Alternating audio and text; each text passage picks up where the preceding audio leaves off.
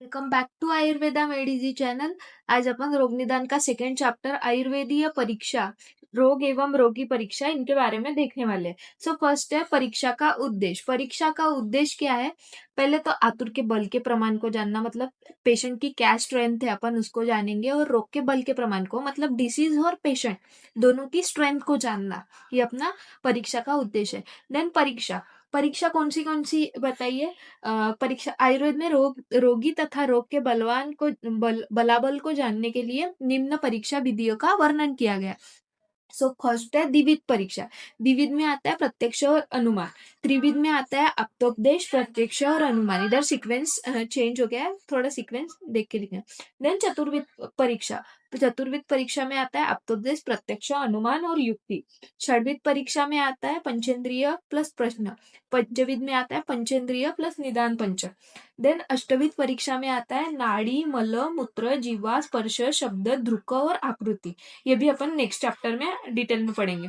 Then दशविध परीक्षा में आता है प्रकृति, विकृति, सार, सनन, प्रमाण, सत्व, सात्म्य, आर शक्ति, व्यायाम शक्ति और वय, जो कि चरक जी ने बताया। और अष्टांग हृदय के अनुसार दुष्य, देश, बल, काल, अनल, प्रकृति, वय, सत्व, सात्म, आहार। ये भी अपन नेक्स्ट आने वाले चैप्टर्स में डिटेल में पढ़ेंगे।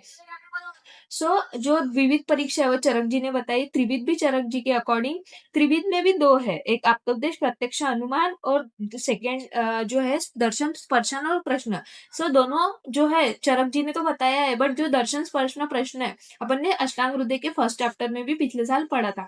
देन चतुर्विध परीक्षा। चतुर्विध परीक्षा चरक जी ने बताई है, जो कि आप्तोपदेश, प्रत्यक्ष और अनुमान और युक्ति। देन जो षड्विध परीक्षा है वो सुश्रुत जी ने बताई है। अष्टविध परीक्षा जो कि नाड़ी, मलमूत्र, जीवा वाली है वो योग रत्नाकर जी ने। दशविध परीक्षा जो कि प्रकृति विकृति वाली जो है वो चरक जी ने। और दशविध दुष्य, देश, बल, काल, अनल वाली अष्टांग हृदय के अकॉर्डिंग है, तो वो ध्यान में रखना। देन त्रिविध प्रमाण कौन से है? आप्तोपदेश, प्रत्यक्ष और अनुमान। आप्तोपदेश आगम और एतीय, जो आप्त पुरुष के द्वारा कहा जाता है वो वाले जो आते हैं वो आप्तोपदेश प्रमाण में। प्रत्यक्ष प्रमाण इंद्रिय एवं की सहायता से जो ज्ञान प्राप्त किया जाता है वो प्रत्यक्ष प्रमाण में आएगा।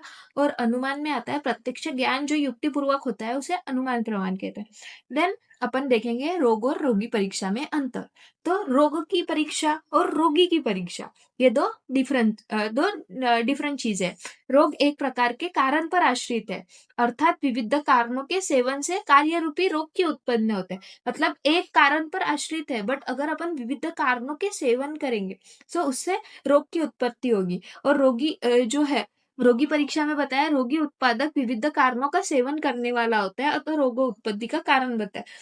मतलब जो रोग को उत्पन्न करेंगे उसका अधिक सेवन करेंगे, जो रोगी रहेगा वो सेवन करेगा, उससे ये बनेगा रोगी, रोगी होगा, वो रोगी की उत्पत्ति होगी।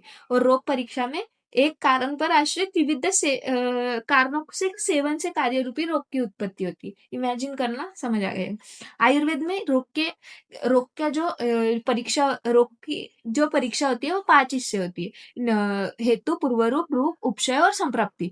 तो ये बताया। देन इधर अनेक विधियां वर्णित है, तो इधर ये स्थान गलत लिखा है, विद विद कर लेना। दशविध परीक्षा, षड्विध और चतुर्विध। चतुर्विध में अपन अभी पढ़े थे आप्तोपदेश, प्रत्यक्ष, अनुमान और युक्ति। षड्विध में आता है पंच ज्ञानेंद्रिय प्लस प्रश्न।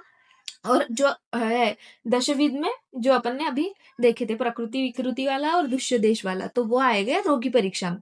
देन रोग की विविध अवस्थाएं, जो है रोग की विविध अवस्थाएं का ज्ञान होता है। जैसे अपन ने पिछले साल वो फर्स्ट चैप्टर में पढ़ा था अष्टांग के, कि रोग के अवस्थाएं बताए थे, साध्य, सुख साध्य, कृच साध्य, याप्य, अनुक्रम्य। और रोगी के विविध शारीरिक, मानसिक, सामाजिक, आध्यात्मिक आदि अवस्थाओं का ज्ञान होता है। विविध परीक्षा भाव। सो फर्स्ट है कारण, देन सेकंड करण, कार्य योनि, कार्य, कार्यफल, अनुबंध, देश, काल, प्रवृत्ति और उपाय। तो कारण मतलब हेतु, जो भी कॉज होता है उसको कारण बोलेंगे। देन करण, करण मतलब जो साधन होता है, चिकित्सा के धातु साम्य के लिए भेषज आदि 2 सामग्री होती है, उसे करण कहते हैं। कार्य योनि, धातुओं का विषम होना, कार्य योनि जो भिन्न भिन्न परिवर्तन को प्राप्त होते हुए कार्य रूप में परिणत हो जाता है उसे कार्य योनि कहते हैं। मतलब भिन्न भिन्न परिवर्तन होंगे, उसके बाद कार्य रूप में परिणत हो जाएगा, उसे कार्य योनि कहेंगे। देन कार्य, जिस प्रयोजन से कर्ता क्रिया में प्रवृत्त होता है, जिसके प्रयोजन से कर्ता क्रिया में प्रवृत्त होता है उसे कार्य बोलते हैं। कार्यफल, जिसके प्रयोजन के लिए सब कार्य प्रारंभ किया जाता है उसे कार्यफल, मतलब कुछ भी फल मिलने के लिए ये करते हैं। अनुबंध, कार्य करने के बाद शुभ या अशुभ फल भोगना पड़ता है उसे अनुबंध। देश, रोग का औषध द्रव्य मात्रा का जो अधिकरण होता है उसे देश कहते हैं। देन काल, काल के दो टाइप्स है, संवत्सर और आतुर अवस्था। ये काल का दो ये बताया। देन उसके बाद जो काल होता है वो स्वयं परिणामशील है, उसे काल कहते हैं, मतलब परिवर्तन होते ही रहता है काल में। प्रवृत्ति, कार्य के लिए जो चेष्टा होती है उसे प्रवृत्ति। और उपाय, कारण करण कार्य योनि का कार्य के अनुरूप दोनों तथा अभिविधान का सम्यक होना उपाय कहा जाता है। Thanks for watching this video. अगर वीडियो अच्छा लगा हो तो do subscribe to our channel and